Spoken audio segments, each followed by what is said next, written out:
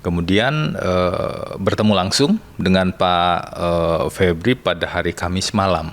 Pemeriksaan Jumat malam ya, Jumat pagi, Jumat siang, dan penetapan tersangka dan penahanan kan Jumat malam. Jadi Kamis malam saya bertemu, di sanalah Pak FA kemudian menyampaikan, sederhananya begini beliau menyampaikan, Mas Febri tolong bantu saya jernihkan hukumnya.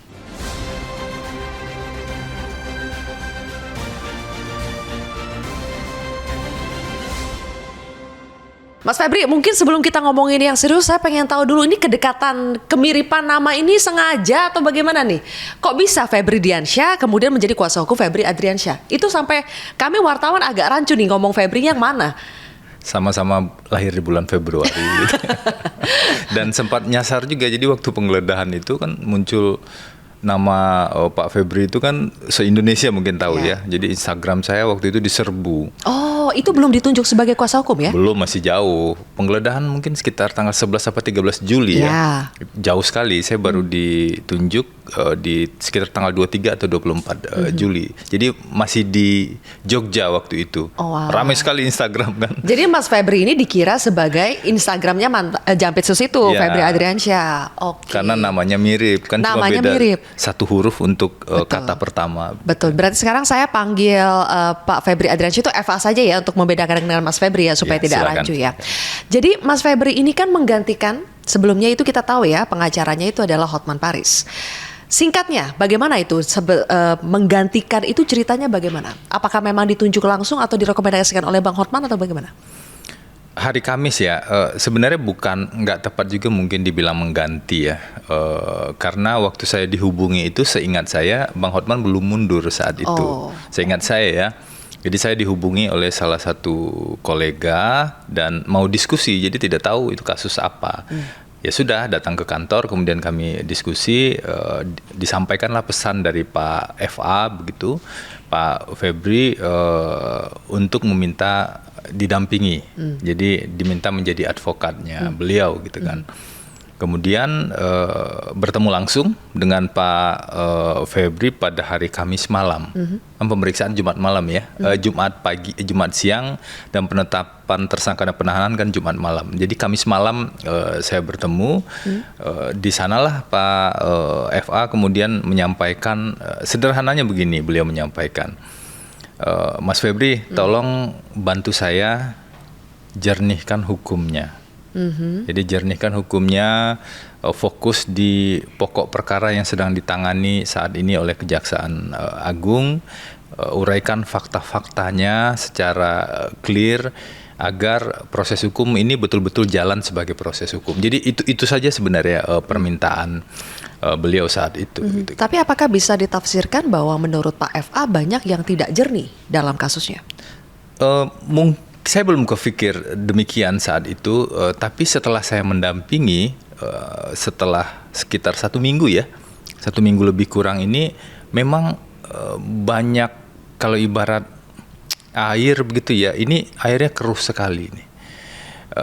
Campur aduk antara fakta-fakta dengan kesimpulan-kesimpulan yang diambil terlalu dini gitu. Kadang-kadang mungkin ada beberapa fakta A, fakta B, fakta C, fakta D. Mungkin fakta-fakta itu masing-masing benar. Tetapi apakah fakta itu berhubungan dan kemudian bisa menyimpulkan seseorang sebagai pelaku tindak pidana? Itu yang belum clear, belum jernih menurut saya. Contoh yang paling sederhana adalah ada satu fakta, emas disita katanya 74 kg, sudah dicek dan asli. Itu fakta. Ada uang juga yang disita, itu fakta.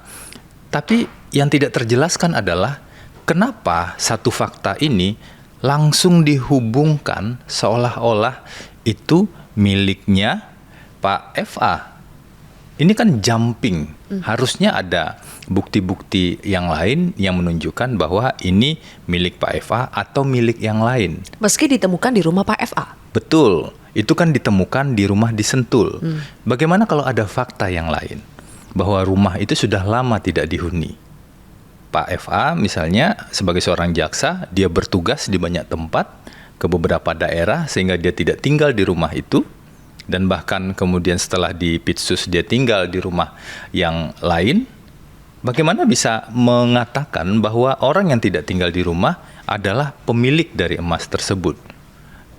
Ini tentu harus dibuktikan. Nah, ini menurut saya, menurut kami yang menjadi tantangan. Setelah satu itu dua, setelah dua itu tiga. Tidak bisa kemudian satu langsung ke 10. Fakta yang lain itu bagaimana? Ini yang jadi poin utama salah satunya pada saat proses pemeriksaan di hari Jumat. Ketika sudah disampaikan sebagai tersangka oleh penyidik. Beliau bilang, jadi apa yang dituduhkan ke saya? Perbuatan pidana apa yang dituduhkan ke saya? Pertanyaan itu menurut saya relevan karena memang di KUHP kita kan diatur. Salah satu hak tersangka itu adalah dia mendapatkan informasi sejelas-jelasnya tentang perbuatan apa yang dituduhkan dan apa yang dilanggar. Kenapa itu penting? Ini negara kan sangat kuat ini. Dia punya segala sumber daya. Kalau seseorang jadi tersangka, dia tidak diberikan informasi tentang apa yang dia langgar, perbuatan salah apa yang dia lakukan, bagaimana dia bisa melakukan pembelaan? Jadi penyidik tim 9 bilang apa ketika memeriksa FA? Ya, informasinya secara umum saja, tidak secara spesifik. Kita tahu kalau bicara soal tindak pidana korupsi, itu bicara tentang perbuatan yang lebih spesifik. Kan nggak bisa misalnya dikatakan, oh perbuatan korupsi Anda adalah perbuatan selama Anda menjabat selama 8 tahun. 8 tahun itu waktu yang tidak singkat. Dari pagi sampai malam itu ada banyak perbuatan.